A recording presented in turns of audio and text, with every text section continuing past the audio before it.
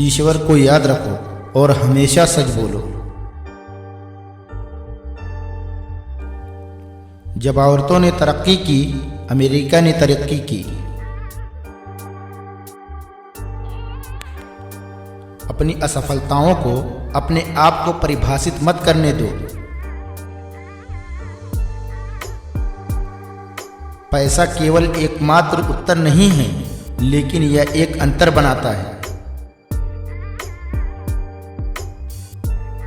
अगर आप अपनी मुट्ठी खोलोगे तभी तो हम अपना हाथ आगे बढ़ाएंगे।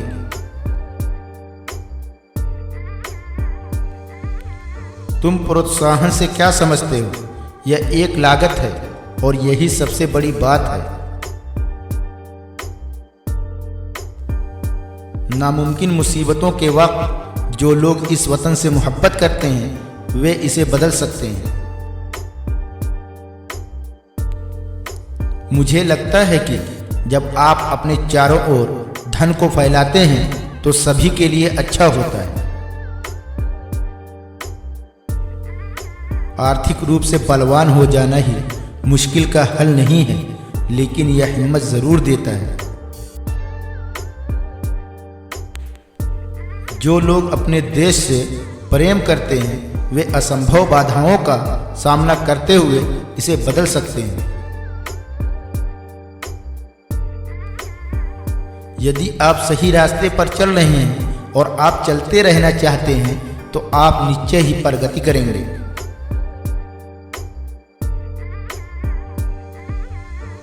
लाखों लोगों की आवाज जो परिवर्तन चाहती है, उसकी ताकत के सामने कोई खड़ा नहीं रह सकता। उत्साहवर्धन क्या है? यह किसी कार्य को शुरू करने के लिए उसमें पहली लगाई जाने वाली पूंजी है। हमें ऐसी राजनीति को अस्वीकार करने की आवश्यकता है जो लोगों को जाति या धर्म के कारण लक्ष्य करता है। धार्मिक आजादी का यह मतलब नहीं है कि आप दूसरों को अपनी आस्था के अनुसार जीने के लिए विवश करें।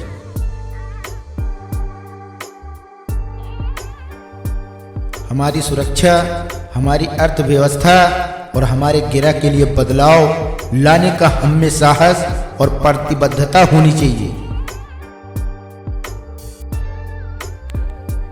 उत्कृष्टता के विचार को आत्मसात करने की जरूरत है। बहुत लोग उत्कृष्ट बनने के लिए समय तक खर्च नहीं करते हैं। एक राष्ट्र जो अपनी ऊर्जा के स्रोत को नियंत्रण में नहीं रख सकता है, वह अपना भविष्य भी नियंत्रण में नहीं रख सकता।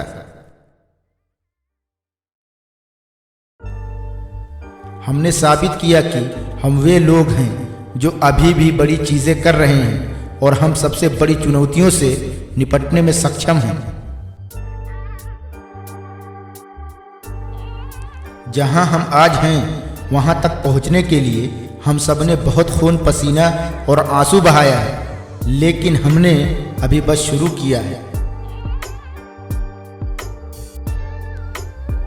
मुद्दे अभी आसान नहीं होते, लेकिन एक बात पर मुझे बहुत गर्व है कि बहुत मुश्किल से आप मुझे सुनते हो और मुद्दा आसान हो जाता है। अगर आप परिवर्तन के लिए किसी दूसरे व्यक्ति के आगे आने की उम्मीद करेंगे तो परिवर्तन नहीं आएगा, बल्कि हमें खुद ही उसके लिए आगे आना होगा। दुनिया में जो हमारे असली दुश्मन हैं, उन दुश्मनों को ढूंढ निकाल लेना चाहिए तथा उनका पीछा किया जाना चाहिए और उन्हें पराजित भी किया जाना चाहिए।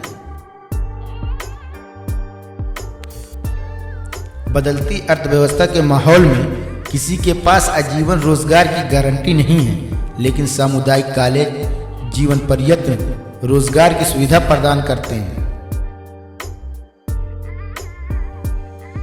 बदलाव तब तक नहीं आता जब कोई किसी दूसरे व्यक्ति का इंतजार करता है।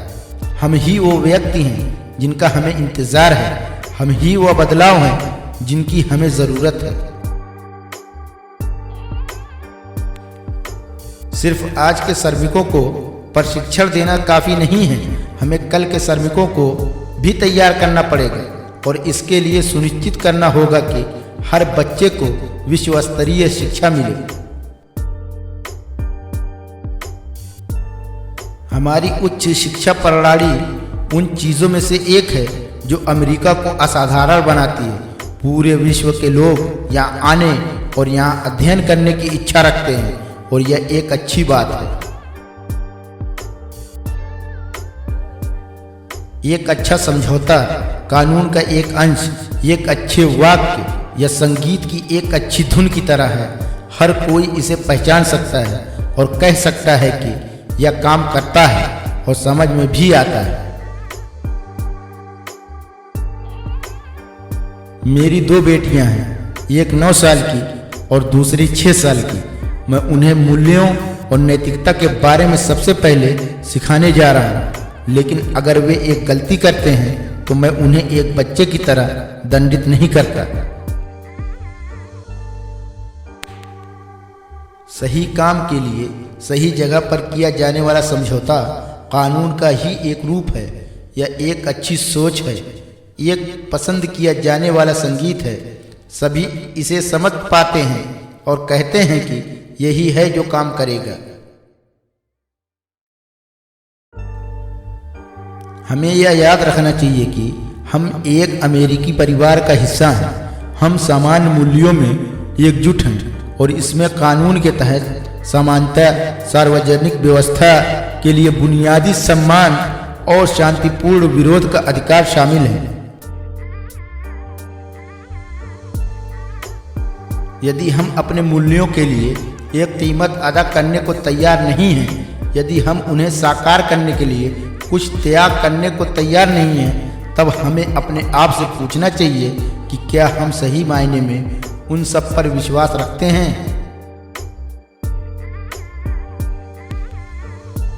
यह क्षण है जब हमें इस गिरह को बचाने के लिए इकट्ठा होना चाहिए। आइए हम इस बात का संकल्प करें कि हम अपने बच्चों को ऐसी दुनिया नहीं छोड़ेंगे जहां महासागर उगेंगे और अकाल फैल जाएगा तथा भयानक तूफान हमारी भूमि को तबाह कर देगा। संयुक्त राज्य अमेरिका की महान ताकतों में से एक है कि भले ही हम एक बहुत बड़ी ईसाई आबादी हैं, लेकिन फिर भी हम अपने आप को एक ईसाई राष्ट्र या एक यहूदी राष्ट्र या एक मुस्लिम राष्ट्र नहीं मानते। हम खुद को नागरिकों का एक देश मानते हैं जो आदर्शों और मूल्यों से बंधे हैं।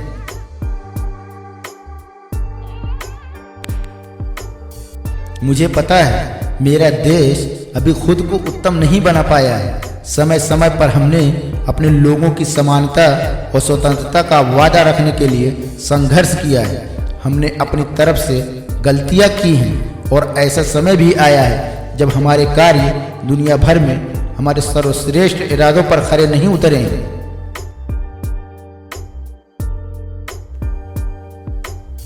यह वह क्षण है जब हमें खुले बाजारों के निर्माण के लिए धन का निर्माण करना चाहिए और इसके फायदे अधिक समानता से साझा करना चाहिए।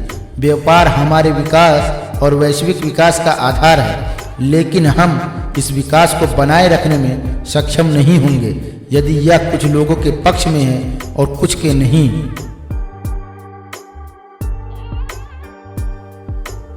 यह प्रत्येक नागरिक का दायित्व और जिम्मेदारी है कि वे स्कूलों और उनमें पढ़ने वाले बच्चों पर पैसे निवेश करें।